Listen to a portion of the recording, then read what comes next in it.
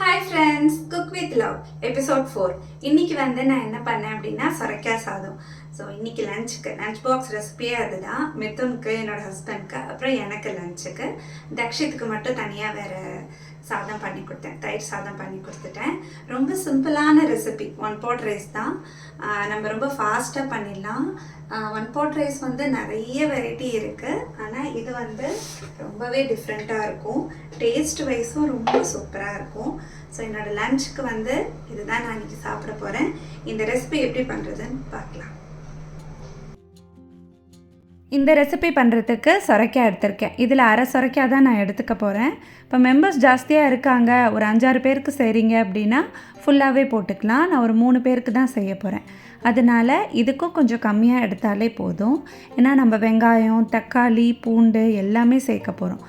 இந்த சொரைக்காய் சாதத்துக்கு தட்டைப்பயிறு போட்டிங்கன்னா ரொம்ப டேஸ்ட்டாக இருக்கும். என்கிட்ட இன்றைக்கி இல்லை, அதனால் நான் போடலை. இப்போ சின்ன வெங்காயம் தோல் உரித்து நல்லா 16-17 சின்ன வெங்காயம் தோல் உரித்து எடுத்து வச்சுருக்கேன்.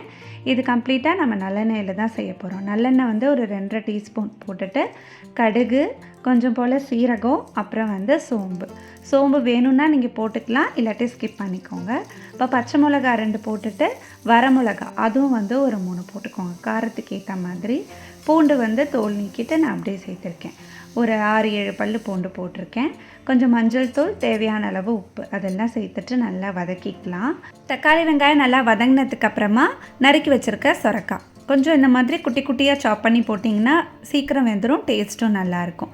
இது இந்த சாம்பார் பொடிக்கு மேற்பொடி செஞ்சு வச்சுருக்கோம் இல்லையா, அது நான் போட்டிருக்கேன். அதில் தனியாக, கடலப்பருப்பு, வரமிளகா, தேங்காய்லாம் வறுத்து அரைச்ச பொடி. அது 1 டேபிள் ஸ்பூன் சாம்பார் பொடியும் நான் சேர்த்துருக்கேன். இப்போ 1 டம்ளர் அரிசிக்கு நீங்கள் 2 டம்ளர் தண்ணி ஊற்றிக்கலாம். சொரைக்காய் போட்டோம் இல்லையா, அந்த ஸ்டேஜ்லேயே தட்டைப்பயிறு ஊற வச்சுருந்தீங்க அப்படின்னா அதுவும் சேர்த்துக்கலாம். முதல் நாள் நைட்டே ஊற வச்சு சேர்த்துக்கலாம், இல்லாட்டி ஊற வைக்க மறந்துட்டோன்னா ஒரு 1/2 hour ஊற வச்சு சேர்த்துக்கலாம். ரொம்ப சூப்பராக இருக்கும் அந்த சொரைக்காய் சாதத்துக்கு. குக்கர் மூடுறதுக்கு முன்னாடி கொஞ்சம் கருவேப்பிலை, அப்புறமா நான் நெய் சேர்த்துருக்கேன், வாசனையாக இருக்கும். இப்போ நார்மலாக நம்ம சாதத்துக்கு 3 விசில் விடுவோம் இல்லையா, அப்படி தான் விட்டு எடுத்தேன். நல்லா பொலன்னு சூப்பராக இருந்தது. அது திறக்கும் போதே அந்த வாசம் அவ்வளோ நல்லாயிருக்கும். இப்போ இந்த 1 pot ரைஸ் நீங்கள் கண்டிப்பாக ட்ரை பண்ணி பாருங்கள், ரொம்ப டேஸ்ட்டாக இருக்கும்.